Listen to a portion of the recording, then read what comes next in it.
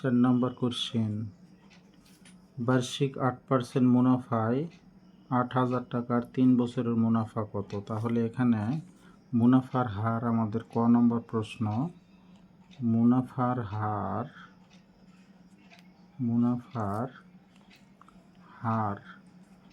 আর সমান দেওয়া আছে হলো 8%।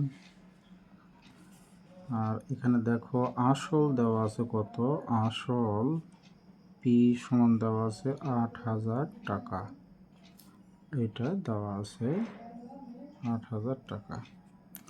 আর এখানে সময় দেওয়া আছে, সময়কে আমরা এন দ্বারা প্রকাশ করি, সময় দেওয়া আছে হলো 3 বছর, এটা দেওয়া আছে।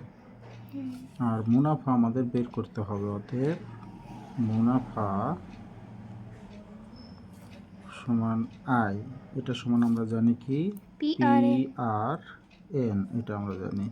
তাহলে পি এর মান এখানে হলো 8,000 গুণন আর এর মান দেওয়া আছে 8%, অর্থাৎ 8/100 গুণন এন এর মান হলো 3 টাকা।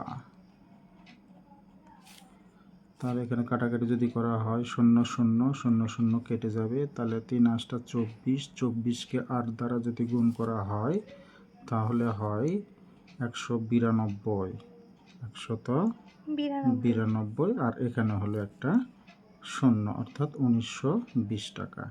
এটাই হলো সমাধান। আশা করি তোমরা সবাই বুঝতে পেরেছো।